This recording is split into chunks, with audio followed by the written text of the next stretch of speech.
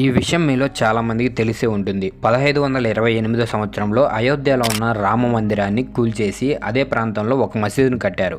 అయితే దీనికి ముందు కథ ఎవరికి తెలియదు. స్వయంగా రాముడి కొడుకు అయినటువంటి కుశుడు అయోధ్యలో రామ మందిరాన్ని కట్టించాడు.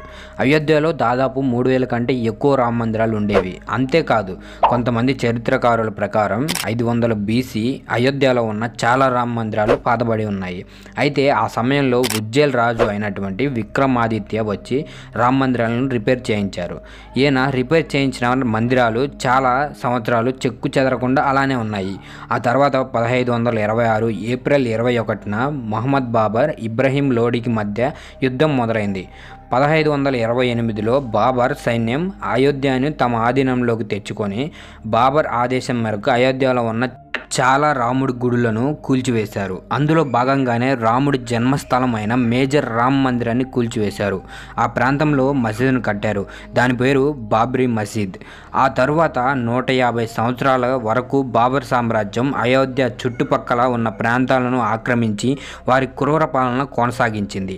ఆ తరువాత 1717లో అంటే బాబ్రీ మసీద్ కట్టిన 190 సంవత్సరాల తరువాత జైపూర్ రాజు అయిన మహారాజా జైసింగ్ అయోధ్య చుట్టుపక్కల ప్రాంతాలను శాంతియుతంగా తెచ్చుకోవాలని ట్రై చేశాడు. ఎందుకు అంటే ఆ సమయంలో ఇతనికి మొఘల్స్తో మంచి సంబంధం ఉండేది. అంతేకాదు హిందువులకు అయోధ్య మందిర ప్రాంతం ఎంత ఇంపార్టెంటో ఇతనికి తెలుసు. కానీ అతను ఎంత ట్రై చేసినా అలా చేయలేకపోయాడు. అంతే మొత్తానికి ఇతను ఆ బాబ్రీ మసీద్ బయట పూజలు చేసుకోవడానికి చిన్న వేదికను ఏర్పాటు చేశాడు హిందువుల కోసం. దీన్నే రామ్ చౌబ్రా అంటారు. హిందువులు ఇక్కడ ఘనంగా పూజలు చేసేవారు. యూరోపియన్ జియోగ్రాఫర్ అయినటువంటి జోసెఫ్ 1788లో బాబ్రీ మసీద్ బయట రాముడికి పూజలు చేసేందుకు ఒక చిన్న ప్రాంతం ఉండేది అని తన బుక్లో కూడా కన్ఫర్మ్ చేశాడు.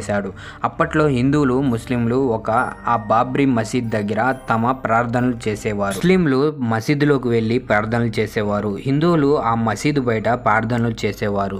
ఈ రామ్ మందిరాన్ని కూల్చివేసిన 250 సంవత్సరాల తరువాత కూడా హిందువులు దీన్ని మర్చిపోలేదు. నిజానికి అయోధ్యలో చాలా రామ మందిరాలు ఉన్నాయి. అయితే రాముడు పుట్టిన స్థలంలో కట్టినటువంటి గుడిని కూల్చివేసి మసీదు కట్టడం నచ్చలేదు. దానితో మొట్టమొదటిసారిగా 1813లో కొంతమంది హిందువులు ఒక ఆర్గనైజేషన్గా మారి బాబర్ 1528 సంవత్సరంలో అయోధ్యలో ఉన్న రామ మందిరాన్ని కూల్చివేసి ఆ ప్రాంతంలో బాబ్రీ మసీద్ కట్టారు.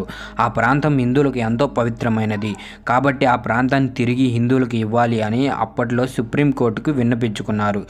బ్రిటిష్ కాలంలో కూడా రాముడి గుడికి సంబంధించిన వస్తువులు ఉండేవి. నిజానికి మసీదులో అలాంటివి ఉండకూడదు.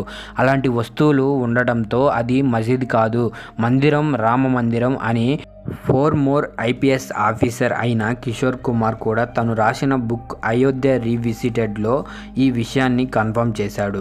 ఆ తర్వాత 1838లో మౌంట్ గయోరీ అనే బ్రిటిష్ సర్వేయర్ బాబ్రీ మసీదును పూర్తిగా పరిశీలించి చెప్పింది ఏంటి అంటే ఆ మసీదు ఉపయోగించిన పిల్లర్లు, కన్స్ట్రక్షన్ మొత్తం కూడా ఒక టెంపుల్కి సంబంధించింది అని ఆ రిపోర్ట్లో బయటకు రావడంతో ప్రజల్లో గొడవలు మొదలయ్యాయి.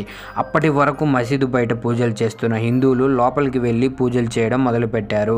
దాంతో 1853లో మొట్టమొదటిసారిగా హిందువులు, ముస్లింల మధ్య గొడవలు హింసాత్మకంగా మారాయి.